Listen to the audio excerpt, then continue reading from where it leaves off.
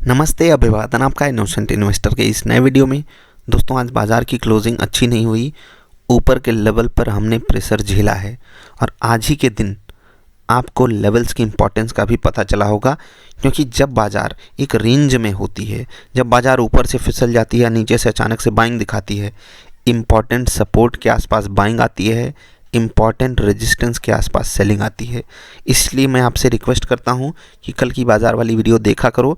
जितने भी लोग फॉलो करते हो, बाकी जो लोग नए आते हो, वो पहले चीज़ों को ठोक बजा कर चेक करो। उसके बाद अगर आपको भरोसा होता है तो आप उसका यूटिलाइज़ भी कर सकते हो, यूटिलाइजेशन कर सकते हो अपने अपने तरीके से। 5 मिनट की कैंडल मैंने यहाँ पर लगाई है आपके लिए। कुछ बातें आपको समझाऊंगा, यहीं से आप डिकोड कीजिएगा। और ये परफॉर्मेंस जो है हमारे लेवल्स की, एक्चुअली यहाँ पर लेवल्स की खूबी है, उसको आप पिछले 10 दिनों की, 15 दिन की ज़रूर जाकर चेक कीजिएगा। ठीक, अभी 24 तारीख का ट्रेड आप देखिए। मैंने आपको एक लेवल बताया था 17,602 का, एग्जैक्टली 1 पॉइंट दूर है। आज बाजार का हाई था 17,601। 17,602 रुपये का रेजिस्टेंस आपको बताया गया था। आप ये भी कह सकते हो 17,600 ही इंपॉर्टेंट लेवल था, लेकिन जनरली ये रोज़ नहीं होता है। जनरली मैं आपको ऐसे लेवल्स रोज़ नहीं बताता हूँ। किसी किसी दिन जब ये लेवल बनकर आता है तो वहाँ पर बाज़ार समय बिताती है। ठीक है, उसके बाद उसके नीचे थोड़ा सा आएंगे। एक और लेवल मैंने आपको बताया था 17,555 का। देखिए यहाँ पर बाज़ार ने वहीं पर सपोर्ट लिया, गिरते हुए ऊपर गई। ये वाली कैंडल ने 17,555 को तोड़ा और उसके नीचे की क्लोजिंग दी थी, और यहीं से हमको अलर्ट हो जाना चाहिए था। अभी इस बाज़ार ने सपोर्ट तोड़ा है। अब आप कहोगे यहाँ पर भी बाज़ार ने किया, तो भाई आप यहाँ पर भी अलर्ट हो सकते थे, या यहाँ पर भी अगर आप शॉर्ट साइड का ट्रेड लेते तो भी आपको कोई खास दिक्कत थोड़ी हो जाती। ठीक है, आप रिट्रेसमेंट पे ट्रेड लेते, उसके बाद स्टॉप लॉसेस को आप कहीं पर रख सकते थे, यहाँ। ठीक है, और उसके बाद आप टारगेट के लिए जा सकते थे। ठीक, हमेशा आपके लिए जो लेवल्स रहेंगे वो अहमियत रखते हैं। पास होंगे, फेल होंगे, ये तो आने वाला वक्त बताता है। लेकिन आपको एक और लेवल बताता हूँ। ये आप बाज़ार का लो देखिए, 17,355। ये कल की बाज़ार वाली वीडियो में लेवल बताया गया था या नहीं? अब जब यहीं पर बाज़ार आकर रुकेगी, सपोर्ट लेगी, यहाँ पर बाज़ार रेजिस्टेंस प्राप्त करेगी, ठीक है, इस लेवल को तोड़ करके बाज़ार अचानक से गिर जाएगी, ये हम हमेशा नहीं जान सकते। लेकिन इन्हीं लेवल्स पे फोकस करके हम ट्रेड एग्जीक्यूट कर सकते हैं। और जब हम ट्रेड एग्जीक्यूट करेंगे तो वहाँ पर रिस्क रिवार्ड हमारे फेवर में होगा, क्योंकि जो लेवल्स हैं उनकी एक्यूरेसी काफ़ी ज़्यादा है। और इसके लिए मैं आप सभी को निमंत्रण देता हूँ, न्योता देता हूँ कि पुरानी कल की बाज़ार वाली वीडियोज़ को देखिए। अगले दिन बाज़ार का चार्ट खोलिए और उनमें उस लेवल्स की जो अहमियत है उसको परखिए। जब आपको लगे कि हाँ ये लेवल्स काम करते हैं तो आप उस पर ट्रेड कर सकते हो। अभी चलते हैं निफ्टी ट्रेडर सेटअप के बारे में जानेंगे, क्योंकि वहाँ पर आज फिर से एक कमाल की परफॉर्मेंस आई है और यही खूबी है। और आज मैं आप सबसे रिव्यू भी मांग रहा हूँ, आज के ही ट्रेड की नहीं, पिछले कुछ दिनों के ट्रेड्स की। जिस दिन आपका वर्स्ट गया हो, जिस दिन आपका बेस्ट गया हो, जैसे कि आज भी बहुत बेस्ट दिन गया हमारे लिए, हमारे सेटअप के लिए, तो आप सबके रिव्यू का इंतज़ार है।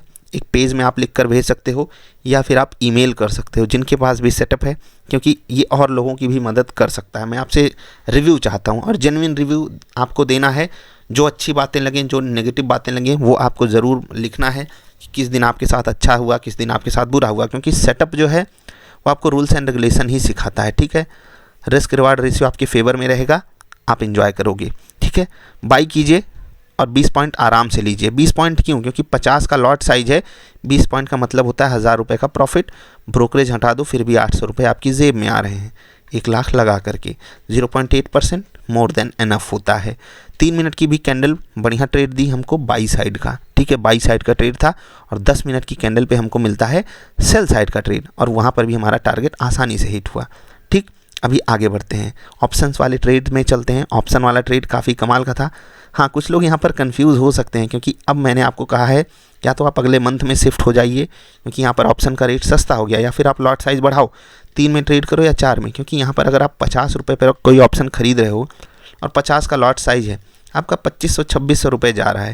मैंने आपको 25,000 रखने के लिए बोला है, यानी कि आप यहाँ से अगर आप देखो, आप 10 लॉट में ट्रेड कर सकते थे। लेकिन मैं आपको रिकमेंड करता हूँ 5 से 7 लॉट में आप ट्रेड करते, आपको हैंडसम प्रॉफिट होता। ठीक, खरीदना था ये वाली कॉल को। ठीक है, 17,600 की कॉल खरीदनी थी, और अचानक से बड़ा मोमेंटम आया, बहुत ही प्यारा 20% के आसपास मोमेंटम आया था इसमें अचानक से।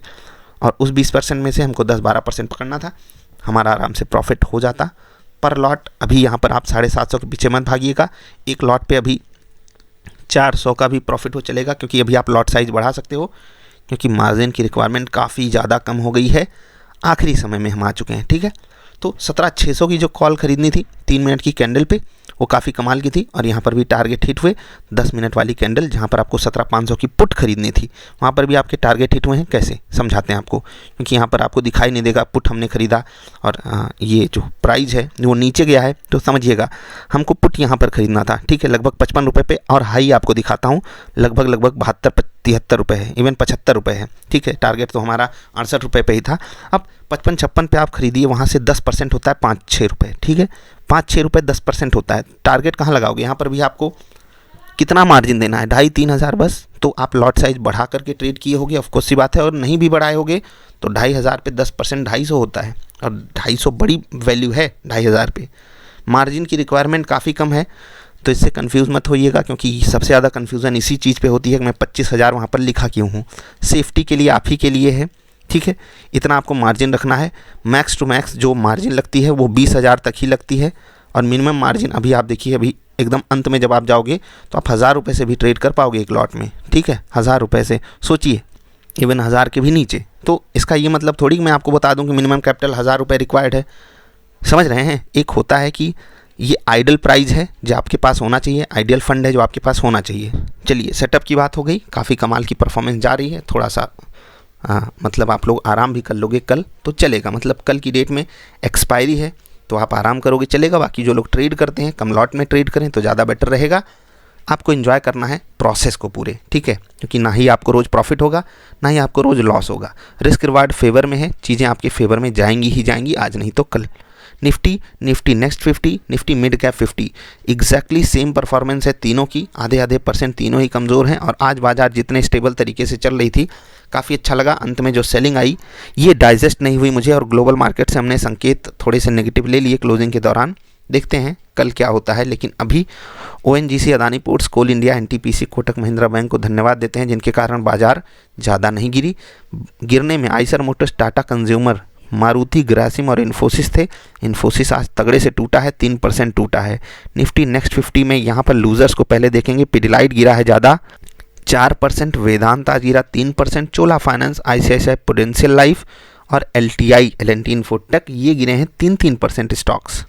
भागने में Adani enterprises, ICICI General insurance, Hind petro, lupin और अरविंदो फार्मा थे जो 1 से लेकर 2-2.5% तक मजबूत थे। निफ्टी मिड कैप में भागा कौन, जी एंटरटेनमेंट, और कौन, आइडिया, और कौन, टॉरेंट पावर। ये जो शेयर्स थे ये 3-4% ऊपर थे। जील 6-7% ऊपर था। वाह। गुजरात गैस और आरती इंडस्ट्रीज 1-1% मजबूत क्लोज दिए हैं, ऊपर से प्रॉफिट बुकिंग आई है। माइंड ट्री आज गिरा है 4% नीचे हुए। वाह वाह, गिरता भी है ये स्टॉक मजाक कर रहे थे। IRCTC 4% नीचे, SRF 3% नीचे क्लोज किया है। LTTS 2.5-3% नीचे। हिंदुस्तान एरोनॉटिक्स ये गिरा है 3%। बैंक निफ्टी ने आज आउट परफॉर्म किया। कोटक बैंक ने यहाँ पर कमान संभाली थी। ICICI बैंक ने भी बढ़िया परफॉर्मेंस दिखाई। RBL बैंक, बंधन बैंक सपोर्टिव थे। RBL बैंक इवन सबसे ज़्यादा भागा था परसेंटेज टर्म्स में, लेकिन वेटेज के हिसाब से कोटक ने धूम धड़ाका किया। AU स्मॉल फाइनेंस बैंक भी पॉजिटिव था। गिरावट में इंडसइंड बैंक कमज़ोर था। PNB, state bank, axis bank और IDFC फर्स्ट बैंक दिखने के लिए नेगेटिव थे, थोड़े बहुत आधे % तक ये गिरावट दिखा रहे थे। फाइनेंशियल सर्विसेज में जो लूजर्स थे वो थे Chola Finance, ICICI Prudential Life, Muthoot Finance, HDFC Life और महिंद्रा एंड महिंद्रा फाइनेंस। भागने वाले ICICI General Insurance, Kotak Bank, ICICI Bank, State Bank Life, SBI Life, ये भागा है आज थोड़ा सा ही सही, लेकिन भागा तो। बजाज फाइनेंस कल गिरने के बाद आज चला है, ठीक। तो अभी चीज़ें कंट्रोल हैं। बजाज फाइनेंस में गिरावट ठीक ठाक आई, उसके बाद अभी ये स्टेबल है। तो इस कारण ये इंडेक्स नहीं गिरा, क्योंकि यहाँ पर जो हैवी वेट थे वो सहारा भी दे रहे थे और जो अन्य थे वो ज़्यादा गिर नहीं रहे थे।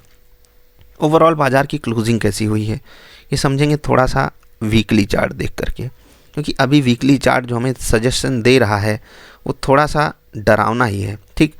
हमारी जो आज की क्लोजिंग है ये हमें फिर से उस डर वाले जोन में लाकर रख दी है। 17,500 के नीचे हम बंद हुए। जो डर हमारा ख़त्म हुआ था कल, आज फिर से वही डर हावी है कि क्या ये जो 17,250 का लेवल है ये बाज़ार तोड़ेगी और फिर उसी लेवल के पास जाएगी जो लेवल मैंने आपको सुझाया है, क्योंकि यहाँ पर अगर बाज़ार सपोर्ट नहीं लेती है, वीकली कैंडल देख करके आप कमज़ोरी का अंदाज़ा लगा सकते हो। Let's hope for the best कि जो भी हो इन्वेस्टर्स के फेवर में हो। बाकी इन्वेस्टर के फेवर में गिरावट भी होती है, तेज़ी भी होती है। गिरावट पे माल खरीदो, तेज़ी में माल बेचो। समझ रहे हैं? स्विंग ट्रेडिंग स्मार्ट तरीके से की जाती है, ट्रेलिंग स्टॉप लॉस का यूज़ करते हुए। कोई सवाल सुझाव हो तो नीचे कमेंट करके या फिर नीचे व्हाट्सएप नंबर है वहाँ पर कनेक्ट करके बताइएगा। स्टॉक स्पेसिफिक सवाल मत पूछिएगा।